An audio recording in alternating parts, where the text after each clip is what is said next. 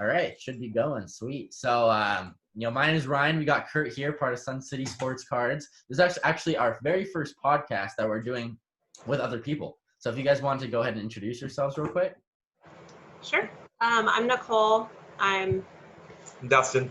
and we make up SportsCardBroker. You Dustin. guys are on Instagram, right? What's that? You're on Instagram, right? Yeah. We also have a Facebook page, but it's at SportsCardBroker. That was his idea. As soon as he even thought about creating an Instagram, he searched to see if the name was available, and then I claimed it because there you go. You found it quick. So that's funny because Kurt had the idea for our name and he grabbed it super quick. And then right after he grabbed it, he got a couple messages saying like, "Are you guys going to switch your name? Because I want it." Yeah. Well, right after, too, we saw ones that were like Sports Card Brokers with the S at the end, and we saw a Sports Card what's it called? Underscore, yeah. Similar stuff, but it was – there's a surfboard place up here, and they're really popular. They become popular. They buy used surfboards, and they sell them. It's Surfboard Broker, and a couple of friends of friends, and it's a huge company. They do really well, and I was like, that's a catchy name. So I was like, Sports Card Broker. It encompasses everything. I got a little hockey, little baseball, like football, basketball. Anyway, sure. So I do like all the business aspects of the Instagram because I'm social media savvy, which Dustin is not. I also have a degree in learning curve, though. Wait. So can you repeat that? Sorry.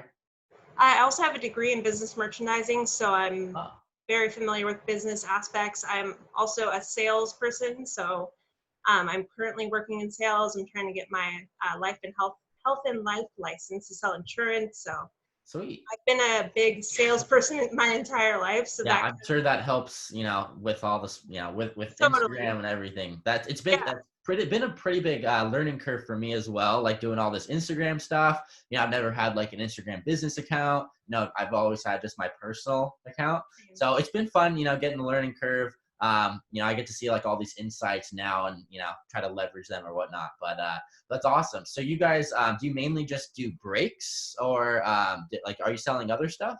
It's weird because I'm going to take this over because I actually saw the breaks were a big thing. And we have a small local card shop in our town, but they only carry like very limited selection. He's a senile old man, so he only gets baseball every once in a while, but we started it to sell Dustin's collection, but then as soon as I saw that people could make money doing breaks, then I switched the bio to breaks, but it is intentionally to sell and promote Dustin's collection. Well, we just started because we like sports, and honestly, so I bought my first box that I haven't bought a hobby box since college. Me and my buddy, we just started talking after I started this, like talking more about just stuff in general after we started this. And then he did one of our breaks, but I had tickets to opening day, the Padres. StubHub's screwed everybody. They changed their stuff. They kept delaying it. So I had money, $300 and something, $400 delayed. And so I bought some boxes of cards from, I think it was like Steel City Collectibles or one of those places. Oh yeah. And I'm like, I can't, there's no sports, I'm losing my mind. So I bought some 2019 Bowman Chrome, and that started it, and then we got the Instagram. So that was basically the start of it. That refunded money from baseball tickets. The original bio though was my personal collection, plus we also like to buy, sell, trade. And then as soon as we did our first box break, I was like, we have to change our bio to box breaks. Personal, then my personal, and buy, sell, trade. I mean, do you guys have a plan when you started? Anything? So it was really similar to what you were saying, actually. I first started getting into sports cards in general all the way back in 2006. The FIFA World Cup was going on, and I was huge into soccer. I was at a soccer tournament, and we it was a round robin type thing. So we played a game. An hour later, we played another game. So we had some downtime. So we'd walk around. There were some vendors around the fields. One of the guys was selling some World Cup cards because it was 2006, the World Cup year. So that's how I got into it, in sports cards in general. And, over the course of the years, I've been into it. But just this last year recently, I started actually making a social media page. And, similarly to you, I really like sports. Honestly, that's what it is. That they're fun. I like collecting them and whatnot. And then, the pandemic happened. There wasn't any sports. And just like you, it's like, okay, I need my fix, where am I going to get my fix at? So my girlfriend actually got me a LeBron James basketball like rookie card for my birthday. And then after that, I was like, okay, I got to get more now. So that's pretty much what started it for sure. And then it took off really quick. I saw people, I made a Twitter. That's where I was at first. So the Twitter was first. I learned about breaks. I had no idea what a break was. It was really fun just to, interact with people in the hobby and whatnot. And I learned that I was able to, enjoy my passion and whatnot for sports and stuff like that, while also, making money and whatnot. Yeah. So that's how I started personally, for sure. It's just fun opening cards, even if it's not your card. You're like, wow, this is a really cool player. Yeah. This is a really cool card. I'm addicting to ripping packs. That's what it is. It's contagious. You're like, you're stoked. They're watching it live and they're stoked. And then they get it again when you get your package. You're like, so it's just continuation of stoked. You're like, cool. And then a week later, they get their card. And then another thing. I don't know. It's just cool. His was, sorry to interrupt, but his fix during the pandemic was sports cards, and mine was houseplants. So I started a houseplant Instagram. Oh, no way. God. So we have like a jungle behind us. I don't know if you guys can see it all. Probably not. You but just pointed at her. A couple plants going on. Yeah, plants too. So it's funny because now that he's back to work and I'm still not, because I'm in the salon, spa, weird industry that still can't reopen, like nails, hair, waxing. So now I've suddenly forgot about my plants and my plant Instagram and forgetting to promote that as much. Now I'm taking full control of the sports card Instagram because he's working 5 days a week and going to school now. So that's kind of how we started them both at the same time because we're bored. There was nothing to do. So she started collecting plants. But now I'm like, my plants are dying. The cards are it's like, what is going on? So our house is covered in cards. There's our whole and I'm not going to turn it because then I turn it back. There's boxes everywhere. Top loaders, all it's crazy. Yeah. Well, that's awesome. You guys have that teamwork thing going on for sure. Because I really wouldn't want to do it by myself. It's really fun having Kurt, one of my best friends, with me doing it. So it just makes it more fun, Yeah. When we're sorting cards, packaging and stuff, we might put on a game or something and just hang out and package. So yeah, that's what I do. Put on Bravo and just package all the cards while he's at work. For sure. I can't tell you how many times I've been watching the same movies and stuff like that, on Netflix or whatnot, when sports weren't a thing going on. So I got kind of addicted to, just putting on Netflix. Though, right? Did you get all the way through it? During the 3 months that you finished the whole thing? Wait, what was that? You finished Netflix? I finished Netflix. It's all gone. It's all gone. I moved on to Disney Plus now. Okay. Good. Yeah, we watched Mandalorian a couple times too. There you go. But yeah, so let's see here. Do you guys have any breaks going on right now? I know you just filled a Chrome one that you did. I saw you pulled a really nice purple trout card too. Yes, we did. That was a nice card. There's a bunch of trouts in there, but. So the local sports card shop that we have, the guy has a weird thing with me. He's really old. I think he either thinks I'm his daughter, his granddaughter, a family friend, or whatnot. It's different every time I go in there. He tells me how are my kids, how's my husband. Next day, stay away from men, whatever. It's weird, but last time I went in there, he had the Topps Chrome. He had about 15 or 20 boxes of the hobby boxes, and he had 3 of the jumbos. Yeah. And he was selling the jumbos for $150 and the hobby boxes for $175. Wait, what? I don't know. And then when you correct him, he gets upset. His prices are different every time you go in there. That's a crazy good price if you're getting a Chrome for less than $200. And then the same when he had Topps, so he's gotten a shipment of every flagship. Bowman was the first one in March, and then he got Topps Series 2. Finest. Topps Series 2 and Topps Finest. Anyway, so I pulled out $1,000 of my own money, and I bought all of his jumbos, and he's like, you need to save some for everyone else. And I'm like, oh, what about my kids that you claim I have? I'm not trying to scam the old man. Like, he's a super nice guy, but I bought a bunch of hobbies. I asked Dustin while he was golfing, like, what do you think about these prices? And then I was like, you know what? Something's telling me that these prices are really good. So I'm going to buy as much as I can. And then she's talked to him too. She's like, I think your prices are wrong. And he's like, I made money. You got boxes. Like, he always tells the guys happy. Way higher amount though. Oh yeah. If a guy walked in right after me, he'd be like 350. Honestly, because like the prices that you said, I'm so glad you bought like quite a few. I don't understand like how if you have a wholesale license, what you're getting it for. He is 95 years old, so I don't know how much profit he makes off his product. He's just having fun. That's all it is. Yeah, that's exactly what it is. And every time I come in there, he tells me the same goddamn stories. You know what I mean? Like the same exact stories. Yeah. But I have to stay in there to build that relationship with him because I'm hoping at one point I can be like, do you know what? Do you think you can buy this for my kids with your yeah, for sure. Definitely ask for sure. Yeah. If you build a relationship with people like that, you know, they might be able to, you know, special order you something or whatnot, maybe like a better price if you do like a pre-order or something. For sure. Definitely. When he got his last order in, he was like, when I called him, he's like, where are you? He's like, I tried to call you. I'm like, you don't even have my phone number. Wait, what the heck? That's so weird. He's really old and senile. He's been around for a long time. Like my buddy I was talking about, I just had a phone conversation with him and he was like, how about that guy in Oceanside, that crazy old man? I was like, yeah, he's still there, still selling cards. Anyway, we got that. We have a break going on to answer your question. It's our last 2 hobby boxes. We're trying to get rid of them for $65, 10 spots, 2 hobbies.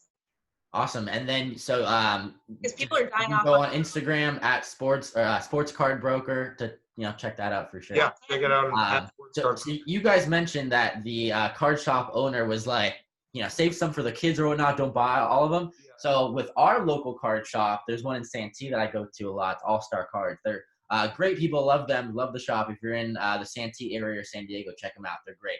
But anyways, the supplies right now, there's a big drought of top loaders. You can't find them anywhere. Even stuff like penny sleeves where they're usually all over the place. Those are starting to get harder to find.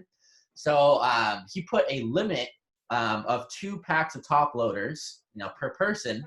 And it was the same way. I went in there one time. I grabbed 2. I think like my girlfriend was with me. So she was going to grab 2 as well. And the guy was like, I know she doesn't collect sports cards and you're trying to get around this, So then I was like, all right, man, it's yeah. So they're really nice, but of course, like, they're getting hounded for supplies right now. So it's, it's hard, with COVID. BCW, one of the biggest supplies people. I talked to one of their representatives recently over the phone, and they were saying they get a lot of their stuff from Canada, and the main reason why they're not getting stuff in is because it's really hard to get product over the border right now, which is really interesting. So if you place an order into BCW right now, you won't get it until January of next year. So that's why when we call him, he always talks about the factories and how he's so unhappy, and it seems that he only gets baseball, but it's because like you said, that there's such a limited stock on everything. He even said sleeves he can't even get. And when it comes, or even the baseball, it goes in a day. So he can't even have a card shop. It's like,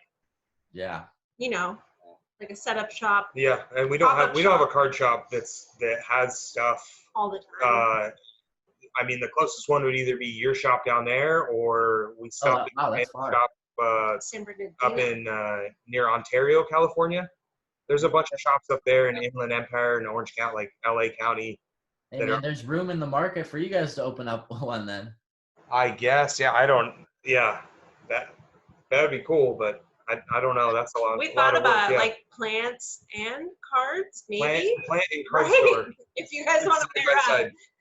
You're going to do the plants, you guys can do the cards. Yeah, well, that's perfect because if when I drag my girlfriend to the card shop, she gets really bored. So if she loves plants too. So if she was looking around while I was looking at cards, match made in heaven. There you go. See? Yeah, she can look at the orchids and you can look at the Tatis cards. There you go. Oh yeah, I just got one yesterday too in the mail. So he's speaking of the Padres, they are killing it. So I want to talk about just like the Padres for a minute because I see you guys. You got the hat on. You got the Padres shirt. I should have worn my jersey. I don't know why I didn't do that. Kurt's got, you got the Justin Upton, the OG Padres one. So Yeah, that's how I know you're a Padres fan because they were terrible back then. No, that was the birth of Tatis, the 2015 team. We signed all those guys. Oh, we got James Shields shipped them over. And then Bartolo Colon hit that home run. And then the Dodgers swept us, knocked us out, fired Bud Black. They traded James Shields to the Sox with $27 million, and we got Tatis. Best trade ever, at least right now. They're killing. I mean, what? Tatis has 12 home runs. He's leading the MLB. I've been seeing a lot of like social media posts, like who's the face of baseball right now. So obviously, when you think about that, you think of Trout. Obviously, he's one of the best players in the game. But one of the most young electric guys, Tatis, is probably next right now. Him, Juan Soto's up there, of course. And then, lesser known rookies are up there. But Jake Cronenworth on the Padres, he's going to be the National League Rookie of the Year, in my opinion. For sure. Yes, he is, 100%. He's keep it up. I mean, tomorrow's the midpoint of the season. He's just got to maintain a little bit, and he's got it. I mean, yeah, the guy's batting like 340 right now with quite a few RBIs. His on-base percentage is killer. And that was a huge surprise, too, because we brought him over from the Rays a while back. He's a little bit older, too. He's actually, I think he's 26 right now. So it's his rookie year, but he's 26, which is kind of interesting. You're not. Have you tried to look for his cards? Because I can't find. Oh, my gosh, yes. I was doing a break. So last week, I was hosting a break. In the middle of it, I was bidding on stuff on eBay, right? And I put in on eBay, you can set what amount you want to bid up to, so you don't have to be on it all the time. So I think I had it at like $200. It was this really big lot of Jake Cronenworth, our first Bowman Chrome, excuse me. So quite like 50 of his cards for like $200. So $4 a piece. That's killer, right? And then I got the notification halfway through my live stream, and it's like, you got outbid. It expired at I think it was like 201. So I lost it by $1. Oh, that's it? Oh my God. I know, right? I was pissed. Man. Yeah, definitely. If you guys are looking for a nice investment piece, anyone who's watching, definitely check out Jake Cronenworth for sure. Well, what year was it? Because I've been trying to look, and is it 2016? It's 2015. 2015. Yeah, 2015. First Bowman Chrome. I have a bunch of bids right now on some of his refractors and stuff from that year. So I got the itch to buy some of his cards. Yeah. Dustin accidentally bought like 5 Tatis cards in like 2 days because he was at work and he's like, you know what? Buy me one, $150. I just did a bunch of best offers on a bunch of Tatis autos, and we were drinking a little bit, and he like put a bunch of bids in and best offers. He put like 5 cards. I'm like, dude, you just got accepted for another one. And this was when I was on unemployment, and I was like, I shouldn't have bought any of that stuff. Unsugar, I'm like, I don't know what's happening. But now I've been going a little bit crazy with Tatis. Yeah, so I've been doing the same thing. If it's a little bit late at night, might have had like a beer in me or something like that, or a drink. I just bought a PSA 10 Topps Chrome Tatis. I bought it for like $250, and it's already up to like $300 right now because he's killing it. So even Tatis, even though his card prices are obviously pretty high, it's only going to go up in my opinion. So get in now. That's what I have to say about that. I agree, but like what you said, that question, it was like the best investment would be buying and keeping the boxes because you don't know what's in there. So if you have, I know, but if you have, I mean, if you can find I know, right? If you can find a PSA 10 card, that's the way to go. But if you can't, what are the odds that you're going to get a PSA 10 card out of a 2019? Yeah. So one thing that we just added to our website and our business in general, we're starting to do group PSA submissions. So are you guys familiar with that? I saw that you're doing it. I was just curious probably how it works that we ship, if we're local within the same state or even local driving distance, that we all do a submission together. Yeah, for sure. So essentially what it is I bought the club value membership.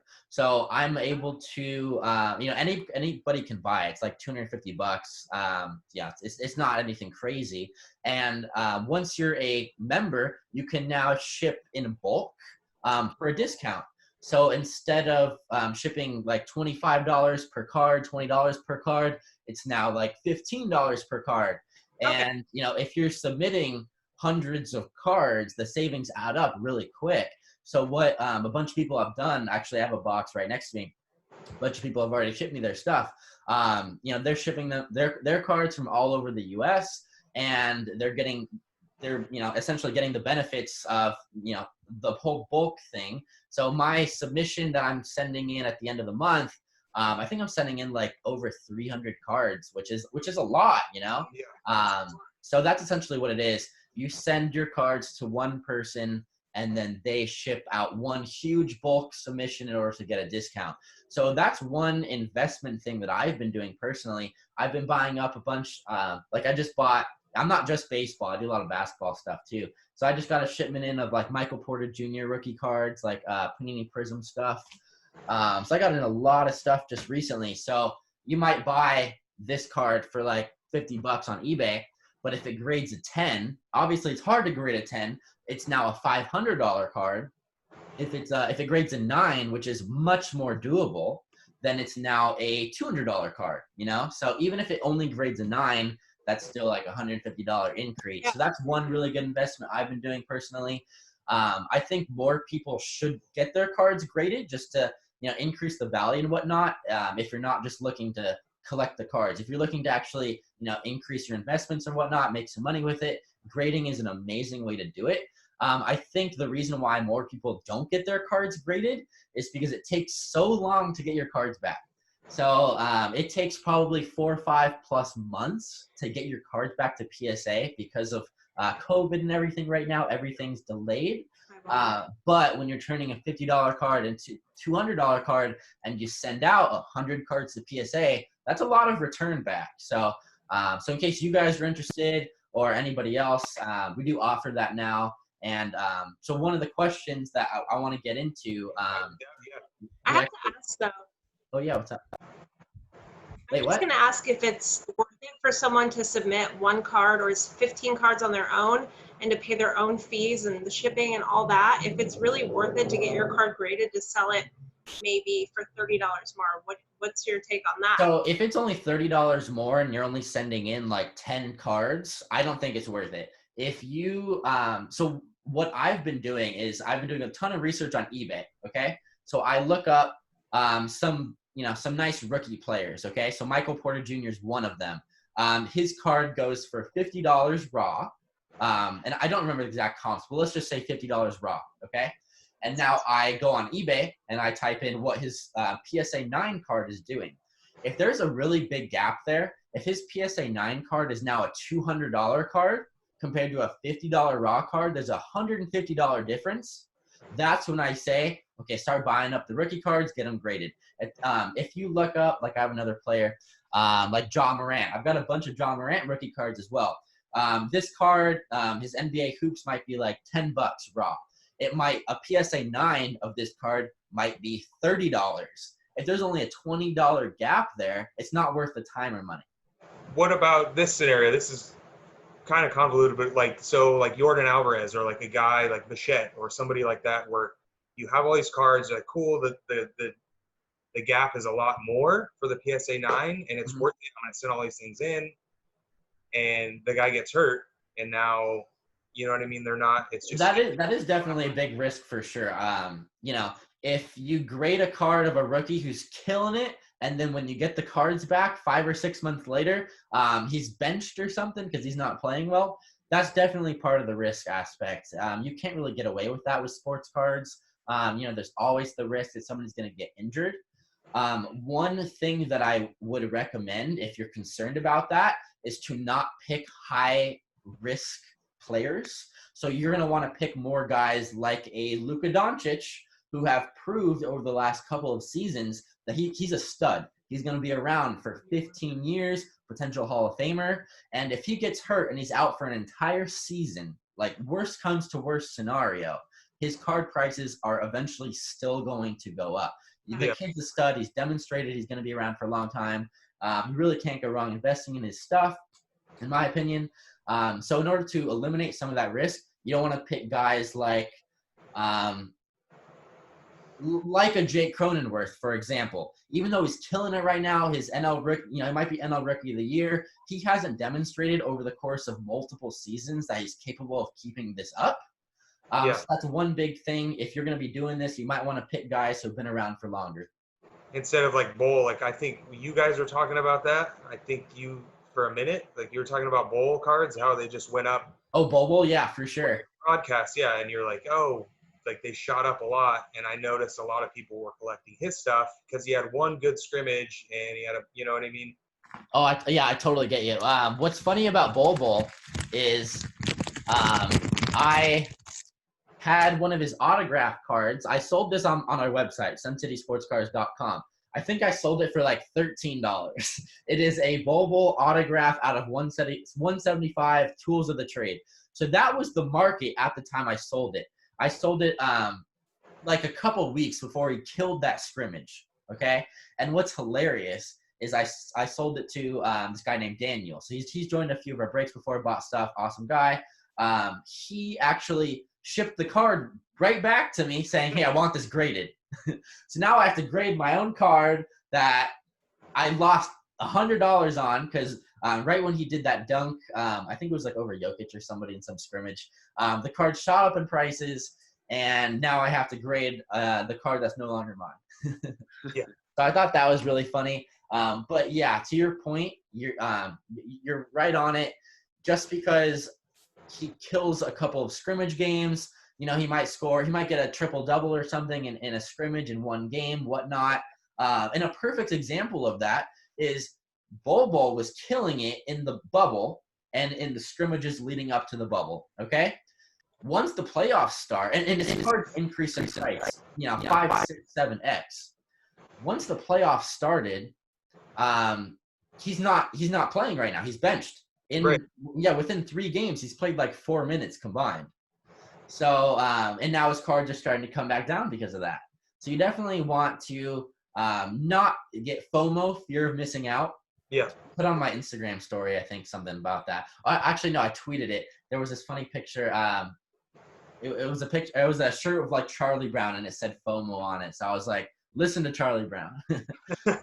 Don't buy. Once everybody starts buying them at this is a long. You asked a question, and you're trying to move on to the next question. But for me, it reminds me of like I played fantasy basketball for a long time, for years, and it reminds me of that. Like you get hyped about a guy, and then he drafts away. Same with fantasy football or whatever. And that's the way I feel about cards. Like the hype train starts, and everyone's like, "Oh my God, Josh Gordon, love him," and then he gets arrested. Yeah, don't buy into the hype for sure. That's one thing. Yeah. I mean, people don't get caught holding the bag. Essentially, if you're buying his card because you're just a card collector and you just love that player, you love that card, awesome. Buy it. If you're buying it for a potential investment or I don't buy into the hype. Essentially, that's all it is. So going into like talking more about investments, we actually received a bunch of questions from some people on social media on like Twitter and Instagram. And one of them was, what is the best investment right now? And I know you touched on it a little bit. So you mentioned sealed boxes, and I could not agree more with you. If you buy right now with Basketball Chronicles, so 2020 Panini Chronicles, if you buy one blaster box at Walmart for $20, it's in the secondary market, it's worth like $60, $70. It's pretty crazy. Right when it came out, it was $150. So from buying a $20 retail box all the way to $150, that's insane. That's a crazy markup. So if you're looking to invest in stuff, think outside the box, in my opinion. It does not just have to be players. If you have the patience and the resolve to not open boxes, to open them, put them in your closet, lock them up, if you can do that, do it. You could do Topps Chrome, for example. There's tons of really good rookies. You got Luis Robert. You got Bo Bichette. Alvarez, he has a rookie cup. Nico Horner, Gavin Lux. This checklist is amazing this year for Chrome. If you buy a bunch of hobby boxes and sit on it for 12 months, I can guarantee you the price. I think the market price right now for hobby is like $250. I promise you it's going to be way more than $250. It's going to be at least $300. So, Have you seen what 2019 is going for right now? We broke 2019 a few months ago, but since then I don't remember. Do you have an idea? So on StockX, it went from 150 something in like March, April, and now it's like almost 300. There you go. Yeah, that's a perfect example. That's why I told Dustin, I'm like, if we can't get these last 2 hobby boxes done this time, like, guarantee we hold them, and it'll be just like 2019 and 2021. Throw them in the attic. People want them again. Right. Yeah, they'll be honestly. taking that card, that Kyle Lewis or the Luis Robert or whatever. Kyle Lewis is killing it right now too. Oh yeah, Kyle. I didn't even mention Kyle Lewis. Kyle Lewis is one of the biggest names right now too. So you're exactly right. As these players develop and whatnot, the box prices are going to increase as well. You've seen the same thing with basketball. Recently, I've bought quite a few like NBA Prism retail box with the Zion and Jaws rookie year. Those have been skyrocketing. We did a break a couple months ago, and I think we bought them off of like Steel City, like one of our distributors. So we bought it for like $300 a box. Market price right now is $750. So within a month or two, it jumped from $300 to $750. So, when you're thinking about these investments, don't just think about players, think about sealed products for sure. So, but the important part is you can't open it. Yeah. So let's just say out of the 4 hobby boxes I bought myself and the 3 he bought himself, he opened 2 of his and I opened 1 of mine for him. So there you go. Good. Well, yeah. And if you're collecting cards, open all you want, rip all the packs you want. If you're just wanting to invest in, it would be more worthwhile to keep it sealed, in my opinion. So that's one of my favorite investment tips, sealed products. Kurt, did you have any ideas too? Who, me? Kurt. Oh, Kurt. Hear me? Oh yeah, I can hear you. We got them too. Sorry. Yeah, my computer's kind of lagging behind. My MacBook Air is from 2012, so I've been kind of lagging behind everybody. But I totally agree with sealed product. Me and Ryan, we have a bunch of product on hand all the time. For example, Series 2. I think we have some Series 2 left over. We do. That we still haven't ripped into. And it's honestly just like the stock market where you buy a stock, it goes down, but eventually if you wait long enough, it will go back up. So at least you hope so in the stock market. At least you hope so. Unless you're like MoviePass and you go bankrupt. That's true. Yeah. But so other than sealed product, do you guys have any like big name rookies or some some dark horse rookies that you're investing in? No, not really investing. I honestly haven't bought any singles besides like Tatis. 4 Tatis cards. The only Topps Chrome I've got my hands on for Tatis rookies or rookie stuff in general for 2019 was I bought some 2019 Bowman Chrome, and I got a base Tatis, and then I got one blaster of 2019 Topps Chrome, and bought and luckily got a Tatis refractor. Oh, sweet. But Wow. as far as investing, it's not really investing. I just like opening stuff to try and pull a guy.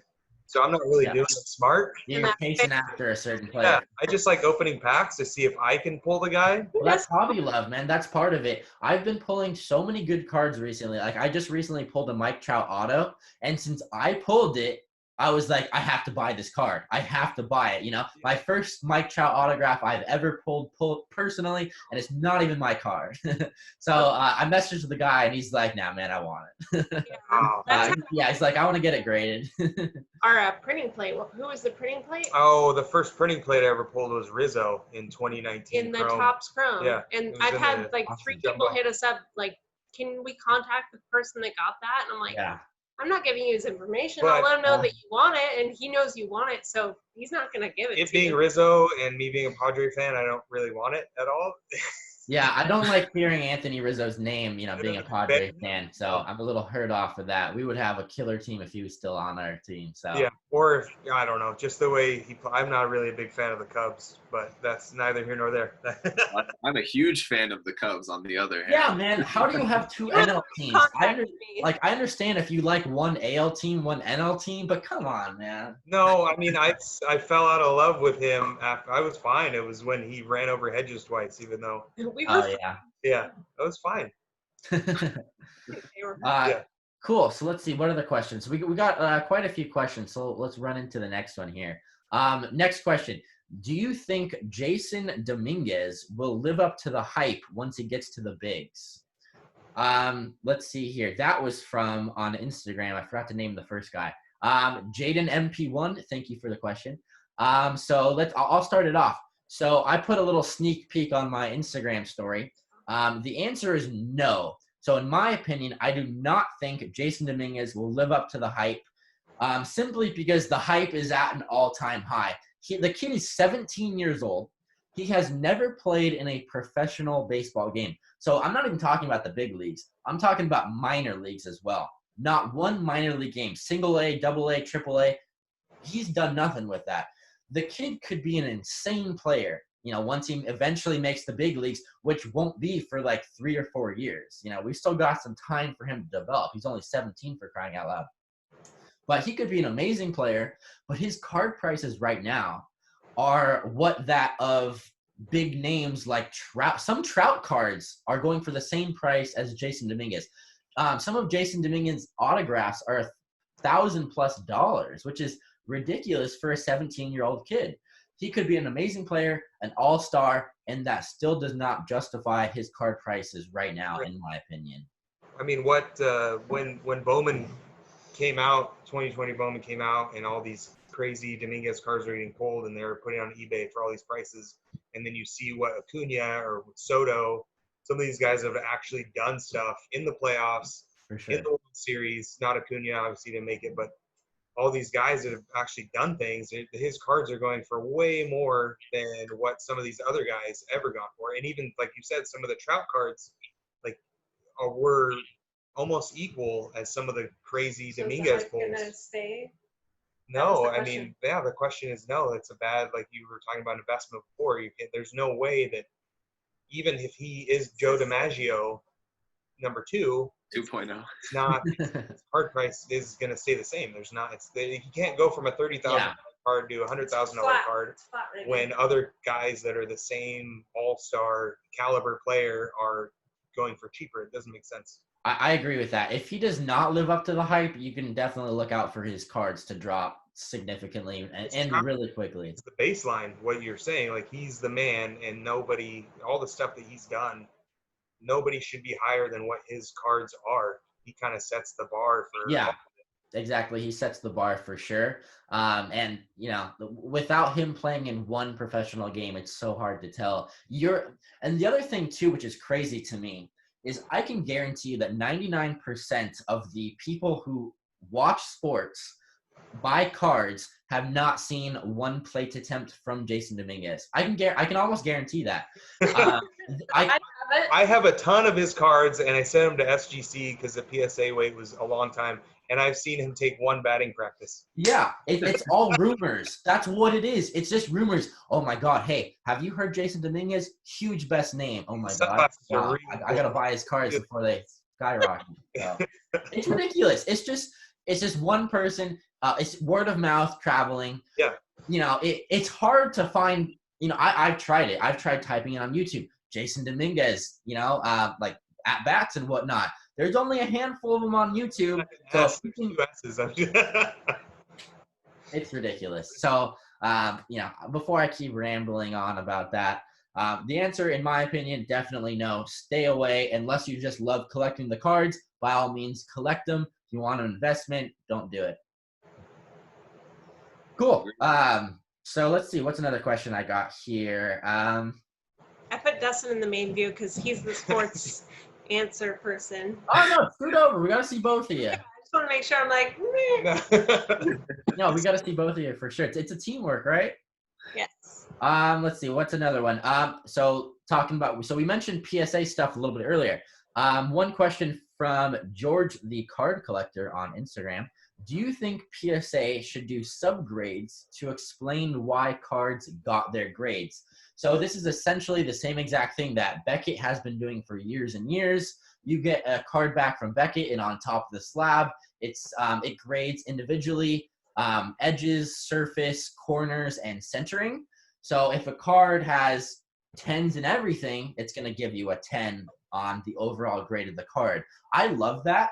One thing I really dislike about PSA is if I get a card back and it's a 9 and it looks perfect to me, why the heck did I just grade a 9? Especially when card prices differ so much from a 9 and a 10. If I send in a Tatis rookie card, and I get a 10, it's a $500 card. If it's, if it's Topps Chrome Refractor or something. If I get the same exact card back and it's a 9, it's a $200 card. So that's a $300 difference. So one grade can make or break $300. And that's a lot to people, that's, I don't know about you guys, but I don't have enough money to be, just be like, oh, wow, I don't even care about that $300 difference. No worries. And, so it holds them reliable in order to, instead of, because we don't know how they grade essentially. I'm not a grader.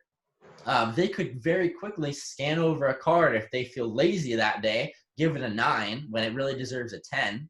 But when you grade each individual spot of the card, you can go back and look at it and be like, okay, wait, so a little bit of a whitening on the corner. I get why it's a 9 on that subgrade. So to answer this guy's question, George the Card Collector, I think PSA should do this. I definitely should. If not, put it on the subgrades on the actual slab itself. When they send you the submission back, type up a piece of paper. This card got a 10. Why it got it, or better example. This card got a 9. Why it got a 9. And even if they charged more for a thing like that, like if they were like, all right, we're going to do this, I mean, it would be. I want explanations. It would be, crazy for them to charge more, but it should be like, yeah, you if you charge whatever, then you have a printout of the actual grade of the card and how. I tell Dustin though, I'm like, who are these people that are hired though? Because I know diamond grading companies. Like, who are these people? They're like, they look at it maybe with a microscope and they're like, okay, 10. Yeah. Tomorrow it's a 9. Whatever. You know what I mean? Like, what's the criteria? Do you go to school for that? I don't understand. Who gets employed? It's like a mysterious. So one thing about that, Kurt and I were at the card shop in Santee, and there was a person who just loves hanging out at the sports card. He's basically an employee, but he's not. He just hangs out there so much. He actually helps like the people who run the store. Like if somebody needs help, he'll be like, oh yeah, what do you need? But so he's been around cards for a very long time. He actually applied to be a grader at Beckett, so over in Texas. And on the application, they ask you, do you collect cards? So of course he collects cards, So we checked, yes, I collect cards. They instantly said, we're not hiring you because he's a card grader or he's a card collector, and they don't want any bias whatsoever when you're looking at a card. I read that in a forum about PSA as well. Who would say no, though, if they're applying for the job? Yeah. Who would say no? I couldn't tell you. Yeah. No, so I thought that was really interesting. They just get random people who have good eyesight, I guess. I guess that's all it is. Yeah. Just the retirement home and everybody there that has really good just 20/20 vision. There we go. Yeah. So overall, do you guys think PSA should add it or not? I'm honestly you made a compelling argument, so I agree, but I don't know enough to know. I think it would make sense, like to have a printout, like you said, where it's like, why is this perfectly good Soto rookie? Everything's perfect. There's like everything looks great, but now it's a 9, and I spent all this money to ship all these cards, and it's 9. I should at least get an explanation. Yeah. Even if I pay extra for the explanation, it would make sense. Like, there's no. Every other business model is like, okay, you get the service and it's not a thing, but you should have an explanation of why the service wasn't up to your standard of what you thought it would be. Totally. Cool. Awesome. Next question, and hop straight into it. This one is, how do you know when to camp out at Walmart to find new product? So I have some mixed feelings about this one because personally, and this is just me, I'm not a huge fan of when people buy out, when people camp out at retail stores and, buy up every single Topps Chrome blaster and then put them on eBay for 3-4 times the price. You can get it at Walmart. I'm not a huge fan of it. Do I hate the people who do this? No. Do what you want. I just am not the type of person who would do that. But to answer this guy's question, he's basically just essentially saying, like, when should I go? 'Cause I'm looking for product. I can't find it. What's the best way to be able to figure out when I can get product? It's more about who you know than what you know, in my opinion. If you and by all means, do not stalk vendors. Oh my Do God. not harass them. Don't do anything like that. In my opinion, what you should do, if you're by the card aisle, and which is most of the time, from my experience, by the checkout area, maybe ask one of the checkout people and be like, "Hey, I noticed, nothing's been stocked in a while. Do you by chance know, what days these are stocked? About what time I can come back, whatever." And then if they have any idea, awesome. If they don't, then you're kind of out of luck.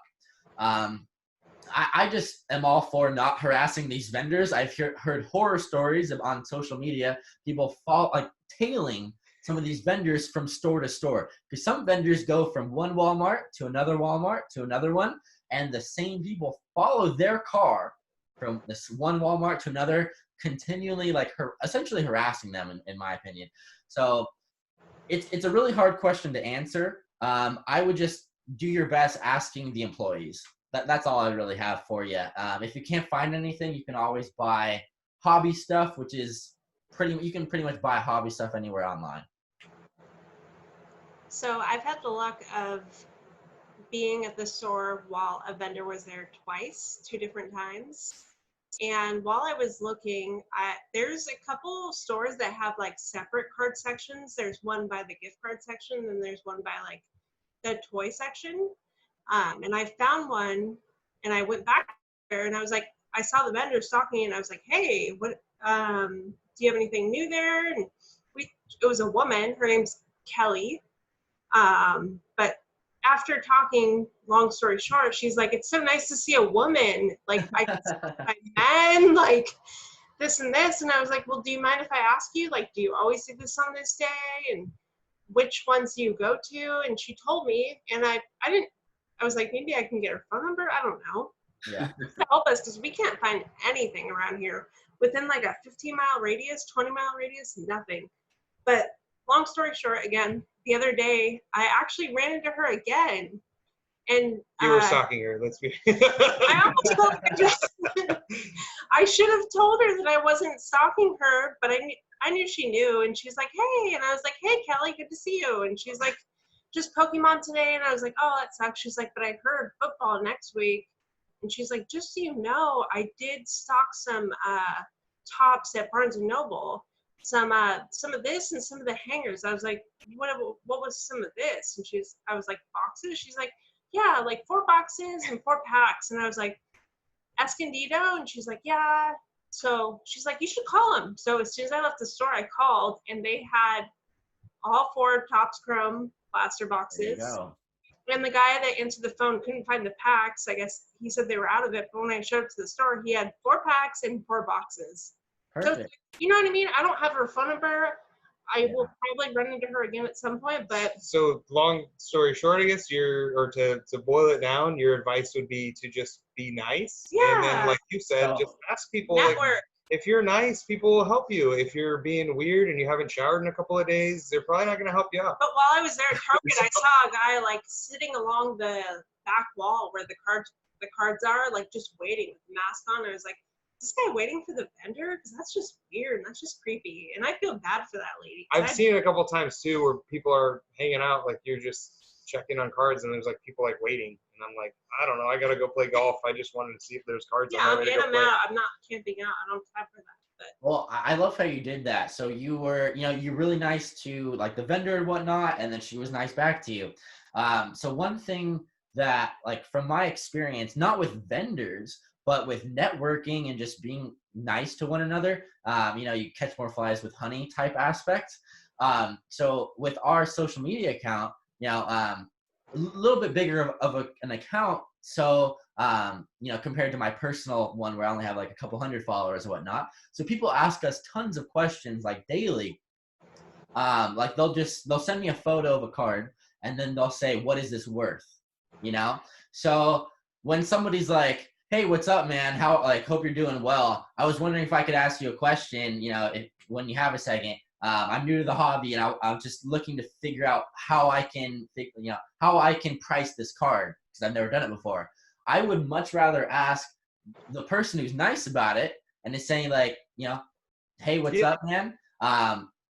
He's being honest. Hey, I'm new to the hobby. I'm just wondering, like, how can I price this card? Then the person that's like, here, do something for me. Right. I can totally relate to that with my plant Instagram. Like, I am not a master of plants for, to say it at all. But when people message me and I give them answers back and I send them pictures and videos, they're like, oh my God, thank you so much. I so appreciate it. And I'm like, dude, I enjoy this and I like sharing my info with you. So it makes me confused when people are so grateful that you answered their question. I'm like, but we're all in the same hobby. We should be helping each other. Like it's definitely.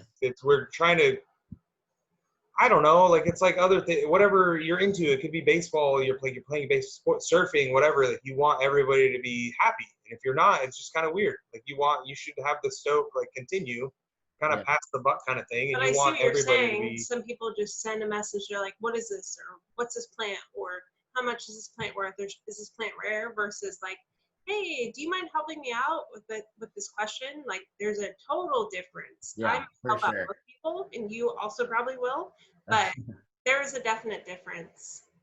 Yeah. So, but overall, to long story short, to answer the question, if you see the vendor there, be very nice to them, like you were, and more times than not, they will help you out, in the future. And she did. Yeah. Yeah, and you got, oh shoot, I got to charge my laptop. Let me plug this in real quick before I continue here. It's a very cute cat that you guys have, by the way. Oh my gosh, I didn't even notice the cat. Yeah. Our cat? Yeah, the cat right behind you. We have 3, so I don't know which one is in the background. This one over here. Yeah. Or is it that one up there? There's cards, there's cats, there's plants everywhere, you guys. The jungle. All right, guys. So another question. I don't know. I think I asked this earlier, but I have the worst memory ever. Are you guys familiar with Pokemon at all? I know what it is, and I played Pokemon Go, but as far as collecting stuff, no. I have my collection from when I was like middle, junior high. Sweet. So awesome. So this guy is asking, what's the best investment, sports cards or Pokemon cards? And if you're not familiar, for some of like the watchers who aren't into Pokemon cards, Pokemon is $1 billion company essentially. It's huge. United States, it's more international by far than sports cards are. So it's a much bigger market than compared to sports cards, in my opinion. The one thing about that though is that they have different risks. Essentially, it's like picking one riskier, like a penny stock versus like Apple or something like that. So I would relate that to Pokemon being Apple of a stock, really safe, a little bit more slow growing, I would say, but you can still get some amazing returns. And sports cards can sometimes be the penny stock. For example, this Bobo card I was talking about earlier, right when this came out, you could buy this card for $5. And then all of a sudden, something happened to affect his market price. He did really well in a scrimmage. It's now a $100 card. So what's the better investment? In my opinion, it's whatever you can tolerate with your risk. I think Pokemon cards are much less risky, and because they're always going to be popular. There's nothing in the Pokemon market, like if a player got injured, Charizard is not going to get injured. Charizard's around, man. he's always going to be popular. You got to most work on popular. Team Rocket though. They could, do something. That's true. So if you're looking to make more return, I would do some sports cards. If you are looking to just have a more secure investment, I might do Pokemon, get some first edition Pokemon stuff, something that's proven over the last over 20 years that all it does is increase in price. It's never gone down in price. Does it steadily increase, or does it if Yeah. Nintendo comes out with a new game, does it jump up So they do jump up periodically, like when Pokemon Go came out, that helped it a lot. So I mean, rarely there are spikes like that, but much less frequently than a player getting hitting for the cycle or making an all-star team or something like that. Yeah. So essentially, to repeat myself, what's the better investment? It's whatever. If you're looking for a less risky thing, I would do Pokemon. If you're doing a more risk but you want a greater return, pick up some rookie cards, get them graded, something like that. Hold them for a few months. If they make an all-star team, if they win a World Series, if they win an NBA championship, whatever, you can look at some really good returns. So, we actually, by the way, are going to be shortly getting into Pokemon for a website, by the way. So Kurt and I have been talking about that recently. I've loved Pokemon since I was a little kid. When the Pokemon Go app, I don't know if you guys ever played that when it came out. I played it when it first came out. When it first came out, it was the biggest thing since sliced bread. Yeah. Balboa Park, Coronado Island. We probably bumped into each other then if you guys were at Balboa Park playing Pokemon Go. And everyone runs over to the other side of the Coronado Island. But yeah, so I mean, I've been interested in Pokemon a lot, but we're gonna be adding it to our site, within the next few months or so. So I'm pretty excited about that for sure. That's cool. Congrats, guys. What's your website? SunCitySportsCars.com. So, if you're ever interested in whoever's watching this in a break or something like that, we're also going to be adding sealed boxes within the next few months too. So we're going to start selling sealed boxes along with breaks. So I'm really excited to get into that as well. Are you familiar with Simply Stunners? Is it going to be that same kind of thing? Simply Stunners. I've heard the name, but do you mind reminding me what that is? He does repack stuff, so he'll do breaks and things like that, and he's friends with Phil Hughes, and they're doing another something where they're buying a bunch of cards and then repacking them and then selling mystery packs. I bought one and got a Daniel Jones rookie patch auto, not graded, which was okay. It's fine. And then he puts a pack of score in there and then a little. Oh, there you go. I've heard of that. I've seen a bunch of repacks and stuff like that. We actually had our own repack for a little bit. We stopped doing that just because I ran out of cards to give out. Which I need to get some more stuff for those repacks. But they're fun, especially when you can't go and buy a blaster box at a Walmart right now. If you're itching to rip something, you can rip a repack from somebody. It's fun. Cool. Let's see here. Do you guys have anything else to add about that, or? I'm just curious what you meant by sealed products. What exactly are you guys going to be doing? So essentially, how you went to the card shop to go buy Topps Chrome, we're going to be that card shop, but it's all online. So if you're looking for whatever just released, you may find it on our website. So, what's an example of a box that's going to be coming out? Topps, I think we ordered a bunch of boxes of Topps. Okay, I just ordered a ton of 2021 Topps Series 1, so flagship for next year. So when those boxes come out, if you can't find them at a local card shop or whatever, you can buy them off of our website. So we're going to have sealed boxes along with breaks. Oh, cool. Cool. Is there going to be 2020 update? So Cronenworth or some of these other cats that don't have cards? Yep. So I can almost guarantee you Cronenworth will be in that. So 2020 update, that's coming out at the end of this year. So not for a little while longer, but I can guarantee you Cronenworth cards, people are going to be liking that, especially because I believe update is going to be coming out right after the World Series. Grand Slam again on the replay. Oh, yeah.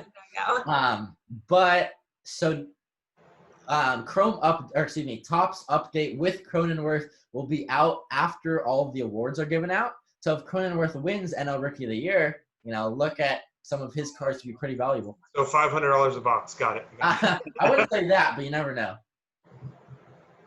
So let's see here. What's another one? So our buddy Angel asked a question. He's been in a bunch of our breaks before. We talked about Jason Dominguez. I pulled him quite a few Jason Dominguez cards. So he asked, predict your 2020 World Series matchup and winner. And he made sure to be honest. Or he made sure to say to be honest because he knows we're all Padres fans. I mean, we can be honest right now. The Padres. Yeah. So do you guys want to start that one off? I do, actually. It's complicated being a San Diego fan, but even if we I don't think we can do it. With all the injuries of the bullpen and everything, I think we can get hot and we can make some noise and do what we're doing and be a really good team. But I still think it's going to be like Yankees and Dodgers, team like that. Pick. That's the Vegas pick. They have more depth. I haven't even looked at the odds, but just seeing what's going on and seeing how teams are playing and watching a little bit of what's going on, I think it's going to be something like that. I don't think we have the gas to do it. We got too many injuries, and it's too short of a season for us to get healthy at the right time, I think. I feel like we need those bullpen pieces, especially Pomeranz going down, Yates, a couple of guys, Munoz with Tommy John, and then a couple other. And then we got – Well, Paddock hasn't been pitching like last year Paddock either. Paddock. Yeah. Yeah, so Paddock hasn't been pitching like last year's Paddock. So I agree with you completely. With the bullpen, what's funny is going into 2020 this year, our bullpen was supposed to be one of the top-ranked bullpen. So what the heck happened to that? Obviously, we've had some injuries. You mentioned Kirby Yates. That's probably our biggest one. And then Drew Pomeranz. So we'll see, if Pomeranz can snap back into it shortly. But, yeah, I agree with you for the most part. I think Padres are going to be really good. I think we have a great shot at getting to the National League Championship game, but I don't think we'll win it. So who do you have? So you have the Dodgers and Yankees in the Yankees. I mean, even with all the injuries, I was watching them the other day. They're on ESPN, and their bench players are starting caliber players at other teams. They're just too good, man. They have so much depth. They have like Urshela. Yeah. They've got you mentioned injuries for sure. Starting caliber guy. There is not one team in the MLB right now that has more injured players than the Yankees. Yeah. Not one. Like 6 of their starters got injured within like a week of each other, which is ridiculous. Their depth is insane. It's crazy. When you have that kind of depth and you're still winning, I wouldn't be surprised if the A's or another team like upset them, but as far as like the NL, I don't think that anybody's going to get past the Dodgers. So you have the Dodgers, Yankees. Who do you think's coming out on top? Dodgers. You're killing me, man. You're killing me. But then we can hold it over their heads when we beat them next year in a real season. Oh, yeah. Okay, there you go. I like that part. I agree with you, man. Before I get into my pick, Kurt, did you have any ideas? Yeah, sure. Let me jump in with my horrible lag quality. So in my opinion, the only team from the National League that has a shot is going to be the Dodgers. Like you guys were saying, San Diego has a lot of like gas right now, and we're making a lot of noise, but we don't have the tools to be quite a championship team yet. So honestly, out of the National League, the Dodgers are the only team that have a chance pretty much to go to the World Series. On the other hand, the American League, there's some pretty impressive teams. You look at like the Rays, the Yankees, the Indians, the White Sox, the Twins, and the A's. They're all crushing it, and they all have a lot of versatility pretty much everywhere on the field and in their batting lineup. So I'm going to give the World Series basically to an AL team automatically, just because what are the odds that the Dodgers beat all of those or come on top of all of those AL teams? I'm going to say not likely. So I'm going to say look to the AL for a good World Series matchup. Honestly, I really like the A's. I think they're a bit of a sleeper team. You know, there's not a whole bunch of buzz about them on social I media. mean, there never is. It's such a small market. Yeah, yeah, they have a super small market cap. Um, there's not a lot of buzz about them on ESPN or on the social media apps like MLB or SportsCenter. But honestly, I don't even know. They might have the best record in the league right now. I have it pulled up right here. They're 19-9, and the only team that's beating them is the Dodgers. Dodgers are 21-8. There you go. So honestly, the A's are a big sleeper team for me. I think they have the talent to do it. But also, you know, the Rays, Yankees coming out of that division will be interesting. And then the Twins, White Sox, and Indians in their division, they're all like pretty neck and neck, in terms of like winning. So They're all within one game. I'm gonna say I'm probably gonna say the Dodgers, and you know, maybe I don't think the White Sox have it in them. I'm gonna say Dodgers and Yankees. But you know, yeah, I'm gonna agree that Dodgers win. I'm sorry. Okay. They're too So good. I agree with both of you guys. In terms of the National League, I don't think anybody's beating the Dodgers. I just don't. They are such a good team, especially with Dustin May becoming more significant of a starting pitcher this year. He's got last year's season under his belt. That kid is nasty. He's good. Um, Their Gonsolin is really good too. We saw that. Conklin, yeah. Walker Buehler as well. Their pitching staff is ridiculous. I mean, I know Clayton Kershaw is obviously not in his prime, but he's still really good as well. Obviously, it's just whether he's going to be able to perform in the playoffs. That's been or the postseason. That's been his kind of weakness. And I think we had the too before Roberts got there. It was just about managing their bullpen. They've had talent for years and the depth, but that's what I saw a lot of Dodger fans and a lot of people that follow that team way more than me were complaining about last season in the playoffs, where they had lefties to go match up against when Kershaw went in to get that save, and he blew it. And they were criticizing Roberts about not making the right moves, which they do every year because they don't win. But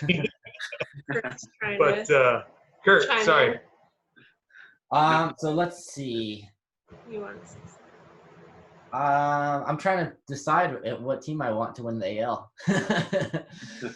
So I do think the Nationals are going to be the Dodgers are going to win the National League.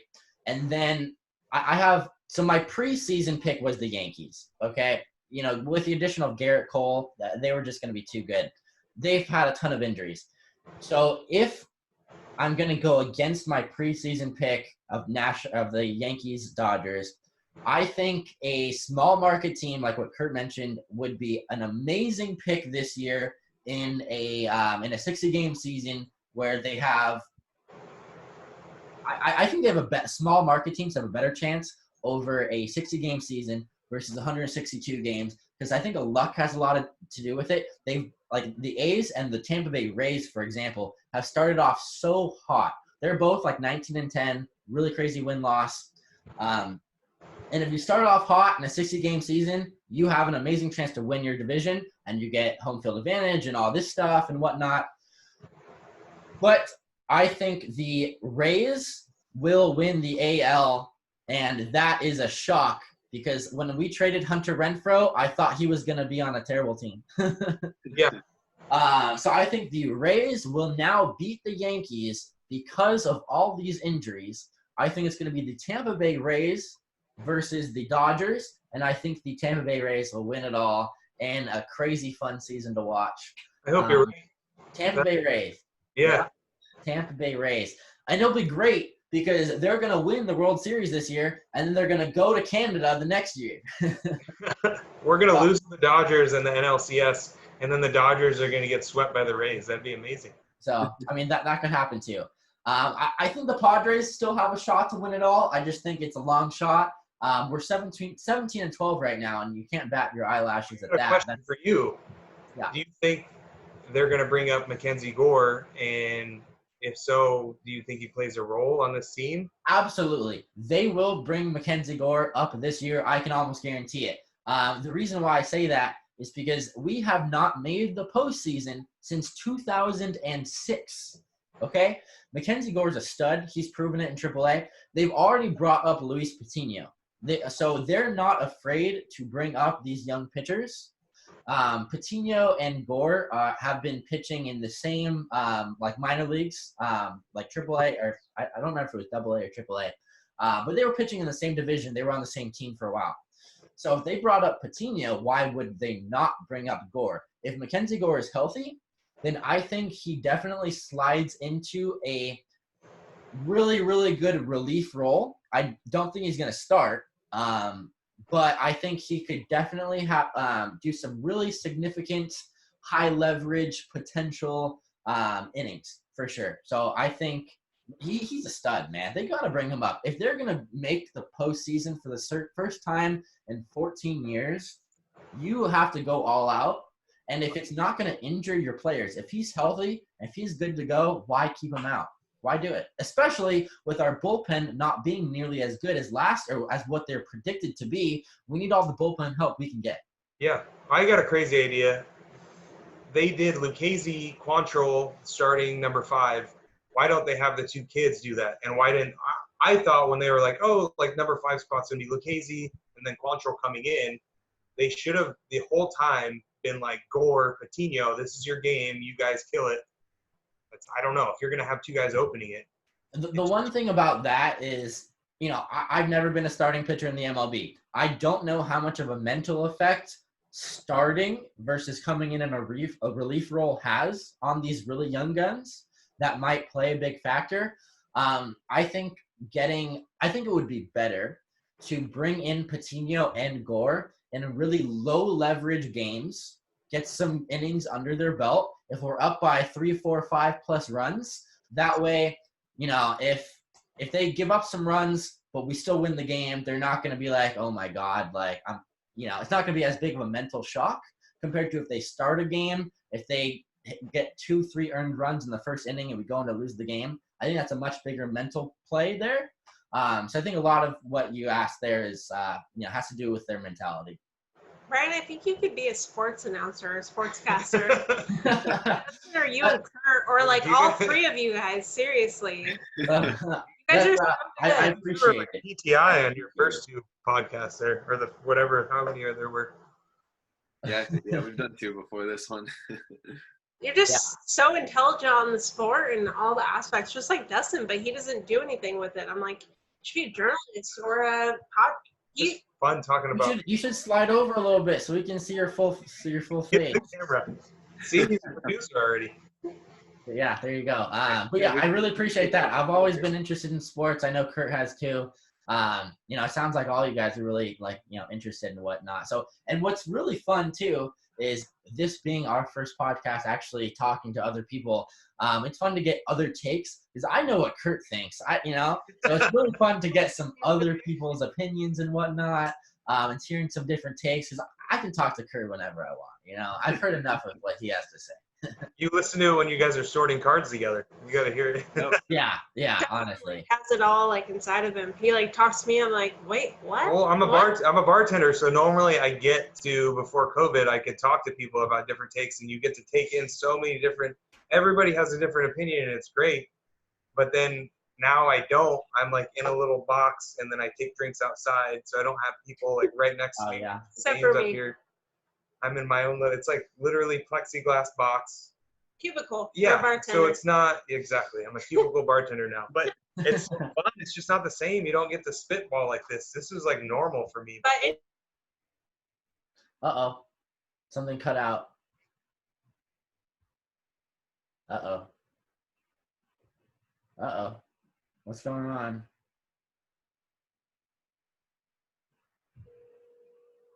What happened? Kurt, what happened? The stream cut out. Oh my God, did it really? Wait, is it on for you? Oh, it's like paused. what happened? You got cut off. That was okay.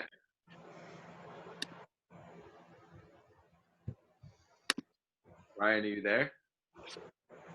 Okay, wait, can you guys hear me now? Yeah.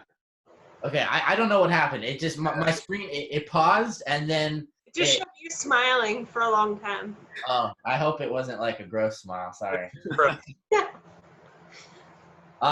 Let me switch that back. I hope everything else was still recording. It says it's still recording, so I think we're good. Yeah, I think we're fine. Yeah. Cool. Did you guys have anything else you wanted to like talk about? I want to see what your guys' take on about like doing box breaks and seeing who has joined other people's box breaks and messaging them and trying to get them to join your box breaks. What do you think your take on that is? Or what is your take? Okay, wait. So can you say that again? Sorry. So if we're looking for people to join our box break, sometimes I look for people that have joined other baseball breaks or just Yeah. breaks in general, and I message them our break. Uh-huh. What do you think about that? Is that I have some mixed feelings about that. Personally, I absolutely hate it when somebody sends me their live video and they're trying to sell a break. I hate it. I on my account, I get 100 of people sending me videos saying, "Hey, join my break." I do not like that because it completely spams my inbox. I get enough messages as it is per day, let alone all these people try, what you were doing is different. So you're seeing, oh, I noticed, oh wait, okay, I can hear you guys. So you were messaging them and not sending live videos. That's totally different. I hate the live stuff. That's what I really hate.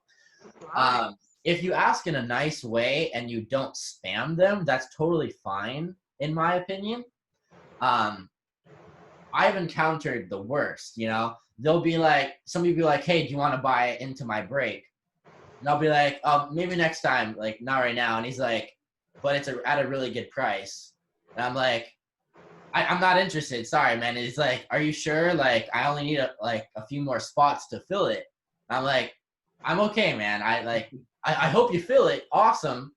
But I don't want a spot, So if you spam people, that's way different.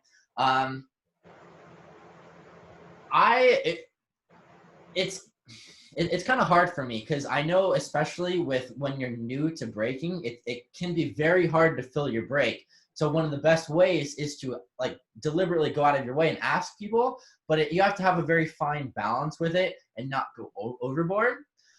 One thing that my account needs to do a better job, and what I need to do a better job at, is helping people. Like if somebody's like, hey, I have a break that I'm trying to sell, and it's actually really, really well priced. It's under like market value. It's way less than all these other people are charging. But I only have like 100 followers on my account. I can't get it to fill. I think I should do a better job at like maybe putting it on my story or something like that. If it's legitimately really well priced, if I would buy into it myself, because it's so well priced, like helping them out and like helping other people in the hobby for sure. Because I struggled with it as well. When I first started on Twitter, I was trying to do a Gypsy Queen 2020 Topps Gypsy Queen break. And I had like, a few hundred Twitter followers. I didn't have an Instagram account, and nobody would buy it.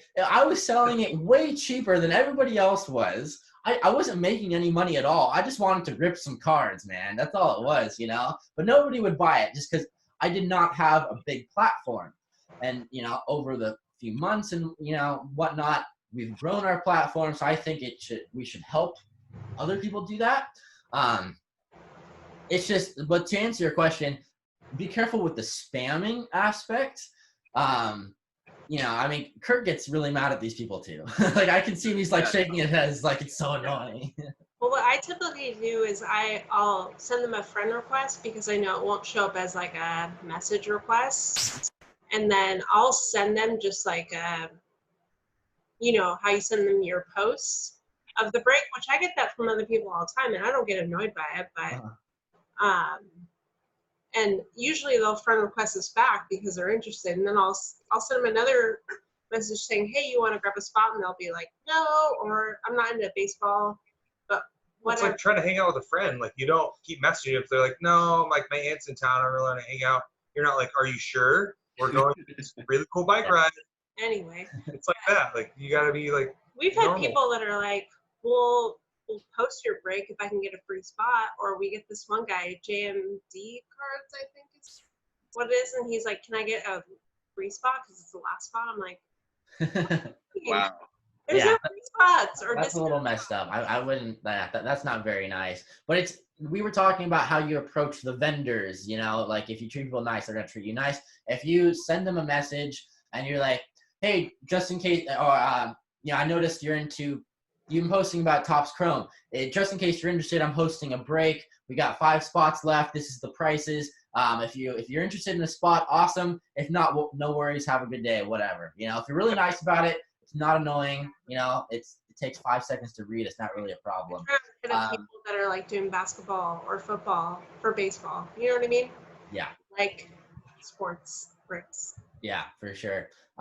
We've encountered so the reason why I hate the live videos is because they spam it so much. Like they'll go live multiple times a day, and every time, I don't know if you guys get this too, but every time they go live, they send it to every single person like that follows them. Like there's a button you click, it's like send to all followers or whatever it is. And I get them so many times. Like, you know, it's honestly so frustrating. It really is. We were doing a break the other day and somebody was like, can you please open the packages correctly? I'm like, are you kidding me? No, so we were doing our break, and then some guy came in that wasn't part of the break, and then he was criticizing because she opens them. I always open them, and you can see the back card, so it could be a good card. I don't know. She opens them to where you kind of hiding all of it. But still. But we're newer, so she's still learning how to open the packs, and somebody was criticizing. Man, it's the destination. It's not how you get there. Yeah, we're like, I don't know. Yeah. So you were talking about opening cards, like strangely. A quick funny story about that. I was riding my bike like a month ago, and I fell, and I cut up my entire hand really badly. I still have like some markings on it, but I had a break to do that night. Okay, so I cut up my hand super bad. Like 5 hours later, I had to do a break. My wrist was hurting so bad, and I was like bleeding profusely. I didn't want to show that on camera. So, and I know my girlfriend can hear me in the other room, so she's probably laughing right now. I had my girlfriend Alexis come over and open up the cards for me while I was, announcing it, because I couldn't do anything with my hand. I didn't want to show like a super bloody hand on camera, right? I didn't want any blood to touch the cards, anyways. Obviously, she packaged everything that break. Yeah. I treated her to like In-N-Out or something for that. Where was I going with that? Oh yeah, so she kept knocking down the camera every single time. Like she knocked down the camera like 5 or 6 times during that, and she was laughing hysterically, like, "Oh my gosh, I don't know what I'm doing. Like I'm so sorry." But when people are nice about it, they're like, "Oh, no worries. Like I know you're not new to this." Like all the viewers were super nice about it. They weren't kind of rude, like how that person was approaching you guys with the packs. And then, they were laughing with us, laughing at Alexis, like knocking everything down. It was all fun and games, There was nothing actually like rude being said. And then after the break happened, we were going to do another break the next day. And then everybody was asking, they're like, hey, is Alexis going to open this? Like, that was so much fun. Like, that live stream was awesome. We were just laughing at somebody who doesn't know anything about cards open cards. You know what I mean? Same thing happened to us. The next day we posted a break, and he's like, I will only buy a spot if A, you open the packs correctly, and B, you pronounce the names correctly. And I was like, oh my God! He's like, just kidding. So you mentioned before, like, we know a lot about sports. I still mess up. I butcher names really badly. Pronounce Yastrzemski correctly, can you? Yeah, like the big name guys, obviously I know. But some of the lower end, like newcomers and stuff like that, like I've heard them pronounced all the time, but my mouth cannot form that name correctly. I know what the name is, but I can't say the name. Especially if you're looking at it through the camera, which a lot of Oh times yeah. are. I'm like, I can't even see the name. Like, it's not, what's it called? Like, focused. Yeah, it's all blurry. You can't read it. For sure. One thing that I would recommend, and then like maybe after the stream or something like that, I can like give you guys a couple of tips for breaks in terms of like the camera aspect. And this is something that I just started doing. Like I just literally ordered the product. All it is essentially, instead of having like a little tripod, what you do is you order like a bendable arm. So it's like a steel arm. We got one. She hates it. She hates Oh, you don't like it? Why don't you like it? He broke my tripod. I just bought the same one again. It's down there. I haven't opened it yet. Oh yeah. Well, the reason why I like the arm thing is because like 2 hands, or he'll break it. he might break it. I'll probably break my own too. But there's no risk of knocking it over, and you don't have to look through the camera to see the names. So you can see the cards right up to your face. You don't have to look, through your phone essentially. He ordered one of those after he broke my Yeah, we tripod. got the bendable Oh, arm. you got it right there. She's constantly fussing with it and bending it and like moving it while it's filming. Yeah, there you go. So you guys are a step ahead of us because I don't even have it in the mail yet. I just ordered mine. Well, like, what do other people do? Just like hold their phone up to like something that's like. Well, okay, so before I spoke about when I just started. I had a Twitter account with a couple hundred followers. When I was trying to fill my one break unsuccessfully, I was asking all these people. I'm like, hey, how do you film breaks? Because I was brand new to it. I didn't even know they made tripods that small to use. I got one right next to me. It's super small. When I thought of a tripod, I thought of like a really big one. Like how am I going to record a break with that? So what this one person in particular did, he got a clothesline that you would hang clothes on. He put a hanger on it, so the hanger was hanging on the clothesline, and then he taped his phone to the hanger, like pointing downwards. So I'm just like, dude, that's too much work, man. Like, more power to you, but that's a little bit crazy. There's got to be a better way to do it. So, it wasn't just me who was completely lost about how all this breaking stuff works. And, I love the community to where I can message another breaker and be like, hey, do you mind if I'm lost here. Do you mind if I ask you a question about this? Like, I noticed you've been doing this and it looks awesome. Is there any way, like, any tips you can have for me? So that's what I love about the community, like helping one another. And, I hope people don't shy away from asking, like, you guys or myself, like, those types of questions. No, same. I've actually, I don't know if you guys know Rhino and $Dollar Rips, but we've kind of befriended them. And the first question I asked $Dollar Rips was, hey, how do you format your random breaks, like on Excel? Like, so it's not 16 through 30 so people don't get confused. And he gave me a couple of tips. And then we started cross-promoting each other, and it's just like, you know what I mean? It's not, we don't pay people to promote. It's just love for love. And yeah. You answer my question. He packages like shit. We package great. I know. No, but so she bought into like a break of like Optic, and he's a huge Oklahoma City Thunder fan. She got like an SGC card. She doesn't know how to pronounce any of the names. I don't know any of you guys. I don't know Shea Gilgis Alexander, but she pronounced it. You got it perfect. There you go. SGC, and then Baisley, I got that as well. Or whatever, SGA, I don't know. Those are my PCs, and then I ended up sending those back to him, even though I won those in his break because those are his PCs. Oh, that was really nice of you. Yeah. Like, answer my question, I'll send you love. Yeah, she just sent it back to him. It's like, here's some these cards that you wanted. Nice. And I sent him a little banner for his logo. Just trying to, support each other. Everybody's trying to support everybody else. Yeah, and like, you should always be evolving and stuff like that. I still ask a bunch of questions to some other breakers if I'm struggling with something. Then you're never too like big to be able to like keep improving and asking questions.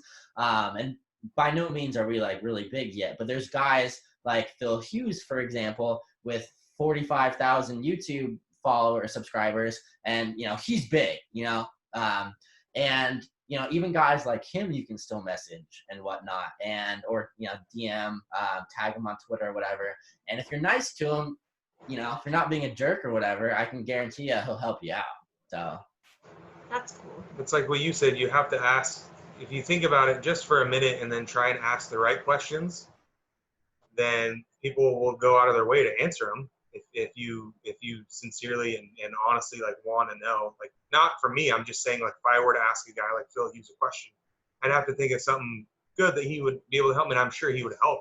Not just a generic Yeah, question. not just say, hey, well, how do you do this? Like a thoughtful, way of asking how you need help. yeah, it's to me, it's definitely the way you ask it for sure too. Like if you come at me like expecting something, then it's you're just kind of a rude person. Like if you are way more nice about it, like what I mentioned previously in the podcast, like, hey, I'm struggling with something. It would mean a ton to me if you could point me in the right direction. That's all it is, really. Yeah, I know that group of guys, Rydollar and Rhino Rips. Originally, I messaged Rhino Rips and I was like, hey, can we pay you to promote our break? And he's like, I really don't do that. And then I messaged his friend and he's like, I'll do it for you if you do it for me. Love for love. I'm like, okay, that's way better. Like, Yeah. You know what I mean? So it's just a difference. Like some people will do it for money and some people will do it for genuine reasons, or, it's the hobby is what we're talking about. I mean, that's what a lot of people think about it or overthink about it. It's called like the hobby for a reason. It's just a hobby. We should all be helping each other and whatnot. I think especially recently when there's been so much controversy with all these people buying up all these retail boxes, not saving some for anyone else. There's a lot of negative thinking, negative connotation, like with the hobby and whatnot. But I think people forget that it's a hobby. You know what I mean? It's a hobby first. It should always be a hobby. If you're fortunate enough to be able to make a little bit of money, buy some more PC cards or do whatever you want with it, that's awesome. But, it's a hobby first. So don't buy every box, but buy 4 of them. You know what I mean? Like, don't buy all of them. Or do. Or do, just don't rub it in people's faces on social media.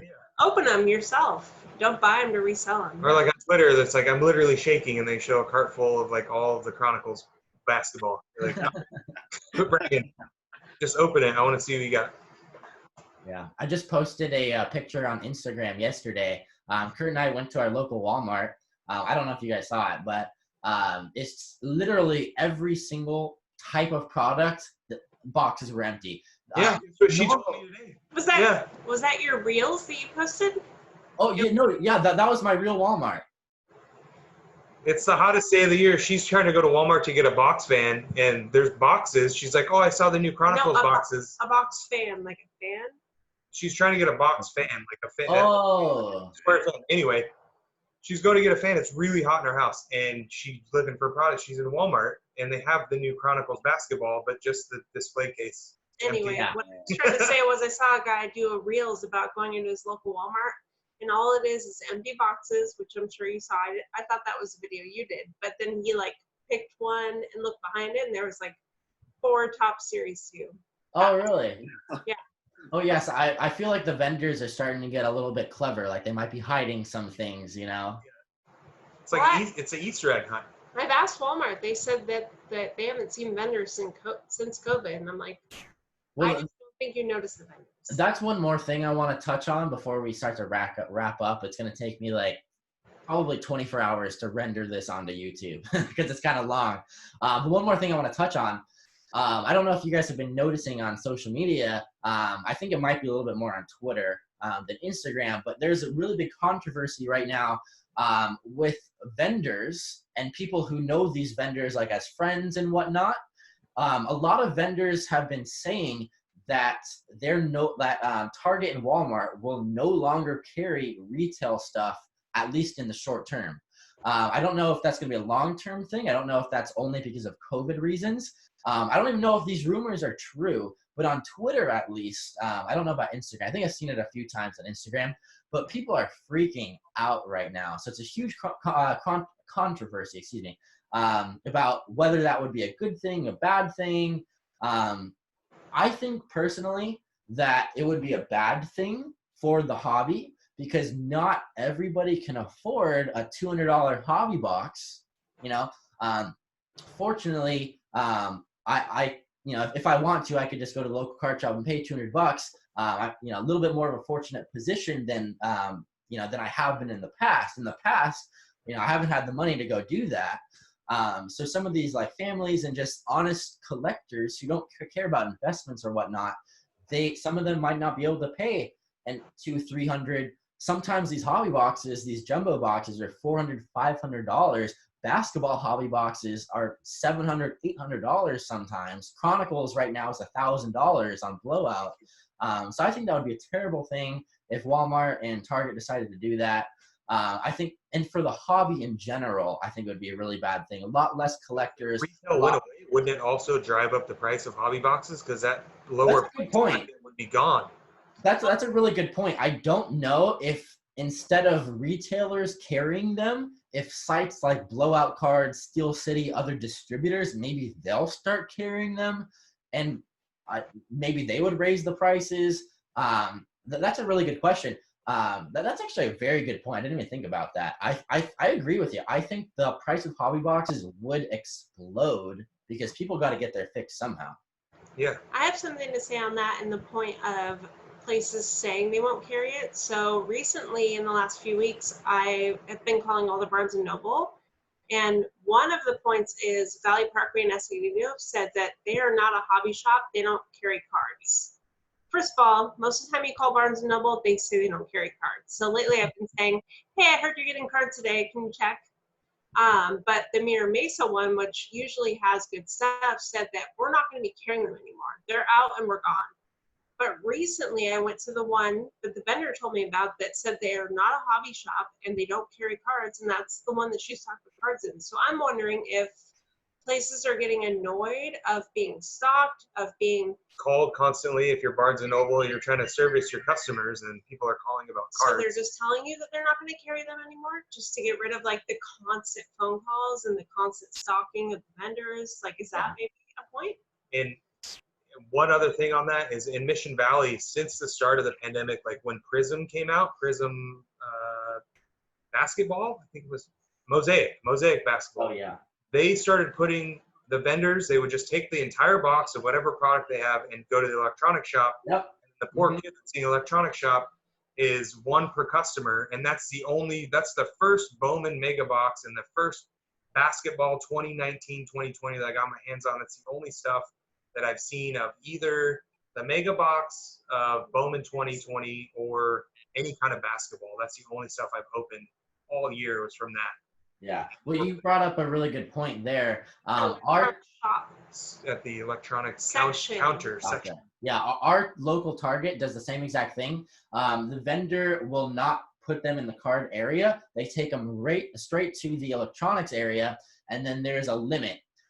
So one more question I have, I know I all these questions. One more question I have for you guys is, do you think that it's a good thing that Targets especially are starting to limit customers to maybe only one or two like retail boxes per customer? 100%. 100%. I think it's good. Just but like kettlebells, fans, everything else. If you know it's hot, you can sell for more. Why should you be able to buy it all? That's not fair. Yeah. If you bring your friend and a girlfriend or a cat and you guys all want to go and get one or two, fine. But you shouldn't be able to buy out the entire product just like I feel like kettlebells when you can't go to a gym. It's just not fair. My point. Especially like kids, for example. Kids that want to collect. You know, not us that want to do box breaks, but kids. Uh-oh. Did this cut out again? Come on, internet. It paused for me, guys. Hold on. Let me wait till this reconnects here. Shoot. I make a point. Every time I go, oh, there Okay. you are. All right. Okay, you're back. Sorry about that. My Wi-Fi's terrible. My bad. Every time I go on a rant, it freezes with your For a point, if I was a manager of a Target, I would be like, I don't want this product anymore. I don't want to deal with it. I don't want to see all of this stuff. I don't want to have to ration this product because we don't make a bunch of money off of it. We're just getting it. So one thing about that, so to counter that point, I don't think Walmarts and Targets carry cards for profit. I don't think that at all.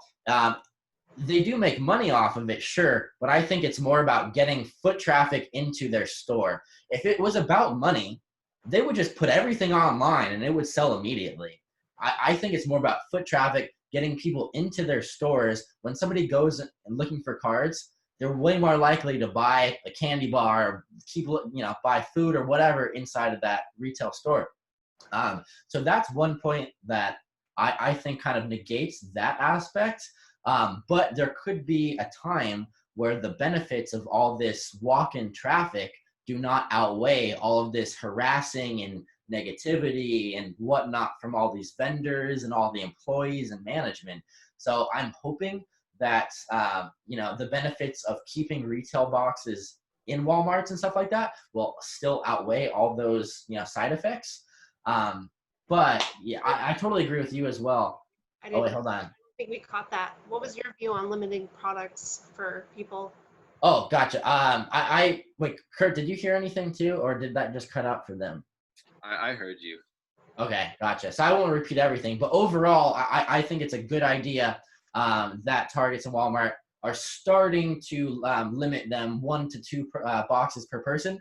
The only time I have bought, or I've been able to find any retail boxes since the pandemic started, was actually Kurt was at a Target and he's like, oh my gosh, dude, like they have some, it was 2020 Panini Prism baseball. So they have like 5 or 6 boxes left. There's only 1 box per person. And he called me up, and I'm not a morning person. This was at like 8 a.m. or something. And I stayed up really late the night before, so I wasn't going to wake up till like 9 probably. And I'm like, okay, I'll be right there, man. So I got out of bed, I drove over there. I got my 1 box per person. He got his 1 box, and we ripped it. So that was the only reason why we were able to do that was because they put a limit. So I'm all for that. Cool. I like that. Me too. Awesome. Did you guys have any more like questions or anything, or any other things you wanted to talk about before we close I it want up? to ask what parts you guys play in your Instagram, because I think we discussed ours kind of, but not yours. I do like almost all of the like social media stuff. Kurt kind of does more of like the like back end company like stuff. I'm more like social media. Like I do all the like Kurt's here with me with the breaks, but he's normally not on camera. He's usually right next to me like sorting things. And then so in terms of like social media, it's Kurt will hop on Instagram like every once in a while. Like to answer questions. I know he's been the main person who's been talking to you guys. Yeah, that's why I was confused. Yeah. So, but in terms of like posting and stuff like that, like it's mostly me. Just and then Kurt does more of like the back end type company stuff. Okay. So it's good teamwork, I know like sometimes Kurt's busy, sometimes I'm busy, so we kind of shift off on who's doing what. I keep getting on Kurt about, oh, look at the cat. I got distracted. On the counter, we were worried. So, but yeah, so 99% out of 100, if you're on social media and you see something like that got posted, then it'll be me. Except for whatever reason, like Kurt loves you guys, and like now that I meet you, like you guys are awesome too. So yeah. Oh, we got to go down to the card shop down there. Yeah, man, let's go. Yeah. Let me know whenever. If you ever go to a Padre game, for sure. I don't know if Kurt let you know, but we have season tickets, so we can. Not this year though. You got to go to the hotel and watch it from the pool up there in the top. Oh my, we've never done that. Or the park in the park. They have the park in the park. You can walk through that. Oh yeah, for sure. I mean, we've done that a bunch of times. We have the gold package, so we have like the 40, like the half season. So we have 40 out of like the 81 games or whatever. It's awesome. Yeah, I mean, last year was our first year doing it. We kind of finally have the time and money now that we're a little bit older to be able to afford something like that. So yeah, it was kind of funny. I got an email from like the Padres people. So my mom used to work for the Padres actually. That's how I got into like being on the watching all the games, and I used to go to a lot of games back in the day. And then super randomly, I got an email from like a Padres salesperson trying to get me to buy tickets. And so I was like, oh, like I'm totally interested. So I went down there. I brought Kurt down there with me. And then I was kind of on the fence about it because, you know, it is a significant amount of money. And this was before Tatis was Tatis, you know what I mean? So this was like right before the season started. He's like, okay, he could tell I was kind of on the fence about it. He's like, all right, what if I give you a signed ball if you buy your tickets today? I'm like, all right, give me a Manny Machado ball. Because we had just signed Manny Machado, right? And I knew Tatis was a huge player, but he wasn't the Tatis we know about now. And he's like, sorry, I can't give you a Manny Machado ball. He doesn't sign balls right now. Like, we don't have any. Like, we just signed him, right? So I'm like, okay, give me a Fernando Tatis Jr. like signed ball. And I'm so glad I went with him and not like Machado. So looking back on that. And it was hilarious too, because the guy didn't offer Kurt a signed ball. He's like, what do you want? And then Kurt was like, wait, what did you get? You got like a floppy hat. I got a I got a bucket hat that was obviously already worn by somebody in the marketing Blue department. one, right? It was worn by Tatis. Yeah, it had like makeup on it, so it was obviously worn. Manny Machado's wife wore the hat. And I get the hat. Oh yeah. I mean, that's worth more than the ball now. Yeah. So before the last season, who was your favorite Padre? Well, I mean, besides Tony. My favorite Padre has always been, and this is a throwback, Ryan Klesko. So Okay. when I used to play baseball, and, you know, we still go to the fields and hit around, but obviously we don't play like super seriously. But when I used to really play baseball, one of my nicknames was Rhino because my name's Ryan, right? So, and people called Ryan Klesko Rhino as well. So he was always my favorite player just because the name connotation there. And he was a really good player, especially for the Braves too, you know. He killed it for the Braves. So Ryan Klesko was my all-time favorite player for the Padres. However, I got a 1A and 1B. That was 1A. 1B was Trevor Hoffman. So Trevor Hoffman, one of the second greatest closer of all time, second leading in saves and whatnot, Padres legend. So to answer your question, Ryan Klesko and Trevor Hoffman. What about yours? Me? You're asking? Okay, mine. This is weird. It's the only.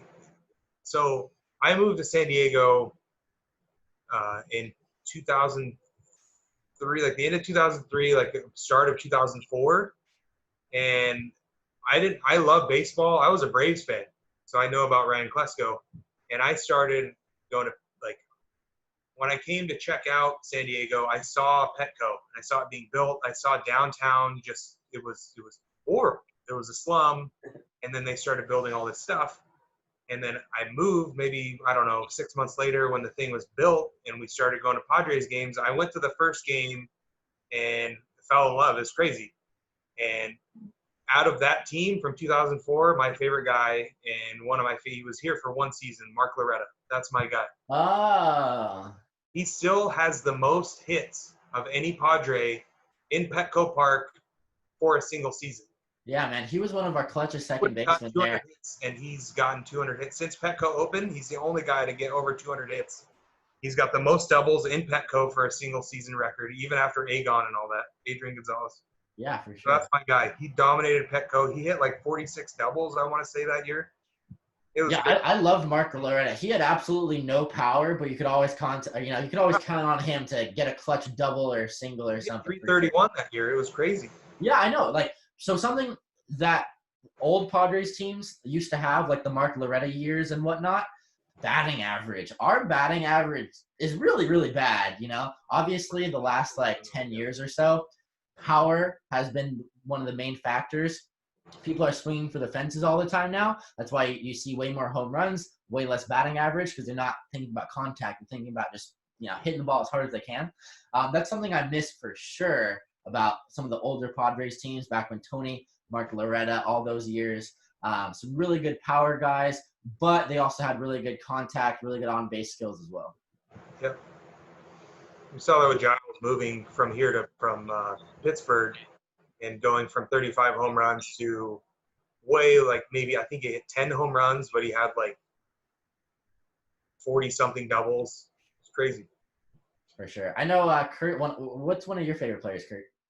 No, I really used to like when Jake Peavy and Chris Young were both Oh God, that was Chris Padres. Young was crazy good. Yeah, Chris Young and Jake Peavy, like those were the number 1 and 2 guys. And in Little League, I was all about pitching, and I was like, I wanted to be Jake Peavy or Chris Young. So those were my guys. I was at the game where Chris Young had a no hitter through like I think it was either like 8 2/3 or he got all the way through. No, it wasn't 8 2/3. He got through 8 innings, and I think so. He had like 3 outs left, and I was at that game. Obviously, Padres have never had a no hitter before. I was super excited. I was ready to witness history, and once again, I was left frustrated. Watching the game, Matt Vasgersian jinxed him. Man. He's got I no mean, hitter going. Lamette's been pretty close this year. Like he's been through 6 innings, I think the furthest he's been this year, I think, has been 6 2/3, which is really close, man. Honestly, like obviously you still got 3 more innings left, but that's over 2/3 of the way there. Like when you're in a groove, 3 innings, that's not a ton left to go through, He did it a couple times last year too, where he was close. Like last year, Chris Paddock got through 7. So Yeah. he got through 7 innings. He had 6 outs left to get a no-hitter. And, once again, it's a broken record. I was left frustrated. Well, we got the Grand Slam thing. Maybe we can check that off. Oh, my God. I know, right? It feels so good to be on the right side of history. Yeah. Being a Padres fan, you're always on the wrong side, but it feels so great, actually. Texas, though, and he's talking about Chris Young. Do you remember who we got from Texas, or who we got? Adrian Gonzalez and Chris Young from Texas, but do you remember who we gave them? Remind me. Adam Eaton, Oh. Nori Otsuka. Wow. I remember Adam Eaton very well, but the other name, not so much. Adam Eaton. He was like a number 3 guy. Nobody. I mean, Wow. he was good, but it wasn't. Hey, the Tatis trade is still better, though. $7 million in James Shields, and we'll take Tatis. Yeah, we gotta sign him to as long of a contract as he wants as soon as possible. There's no forgiving that. I think his name's Han, was their general manager. He can't have a job right now, can he, with them? Not that I'm calling for his job, but he's been doing to be fair, that was pretty much like his one mistake. I mean, he's been drafting really well. The White Sox are looking really good this year. But, okay, think about it. If the White Sox had Tatis right now, they would be probably the odds-on favorite to win the AL. Probably, when you think about it. 4 losses or something. It'd be crazy. Yeah, I mean, they're like 17-11, and then you throw in the current National League MVP frontrunner. Like, that's just insane. So. Well, luckily we have him. I don't want to think. Yeah, I know, right? Like, I'm not mad about it, but all right. Well, I think we should end it here, just because if we go on any longer, then it's gonna take me like 48 hours to render the video. Hold on. 3-hour One more thing. podcast. One more thing. I want to ask this to you guys, because me and Ryan debate very heavily on this. If you say anything about LeBron James, I will crucify you. Okay. Who is the best basketball player, LeBron James or Michael Jordan? God, you guys were talking about this on your other pod, like episode 2 or something.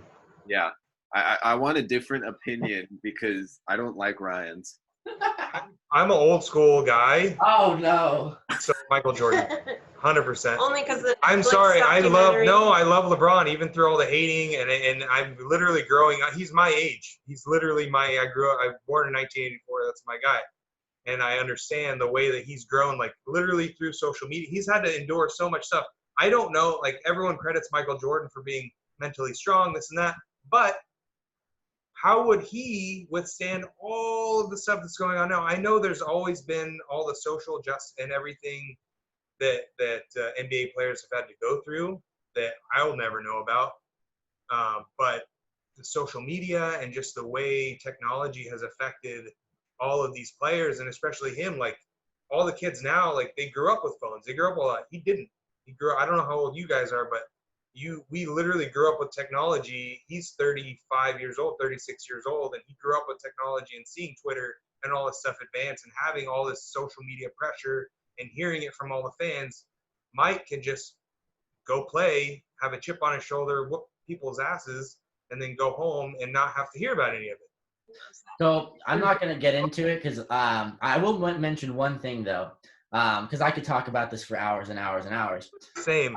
One thing that a lot of people forget, and you made a great point. LeBron is in the social media age. Every single thing LeBron does is criticized. If he breathes incorrectly, he gets criticized for it. Okay? So what that essentially means is Michael Jordan's his cement is dry. Okay? What he's done is done.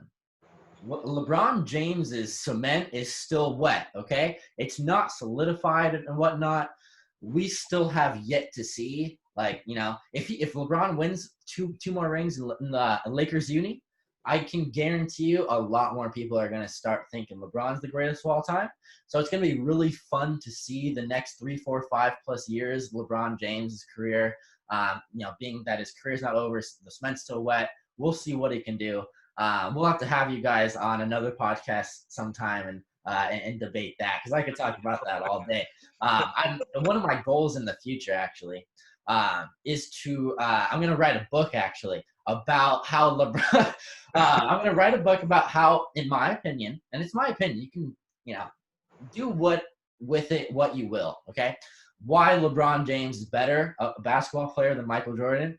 And, I can't really write about it until LeBron's career is over. So I tell everybody I'm writing a book, but, I mean, technically I haven't started yet, but it's going to happen, okay? You could start a Netflix documentary.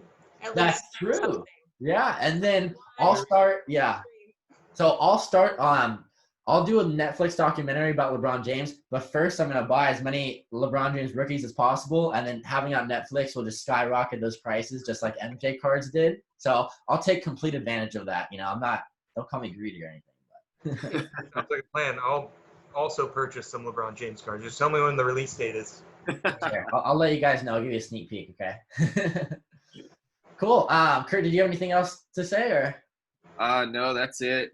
Go follow them on Instagram at SportsCardBroker. Go follow their Facebook, SportsCardBroker. Congratulations on, starting in the hobby and getting some breaks off the ground. I commend you guys for that. It's not easy. So starting's the hardest part. Yeah. I'm glad to have you guys around, and hopefully we can get together pretty soon as well. Do another one of these. Break some cards down there at All-Star Sports Cards. Let's go to a game. For sure. All right, guys. We'll catch you next time. Thank you, guys. Appreciate it. Thanks, guys. Thanks for having us.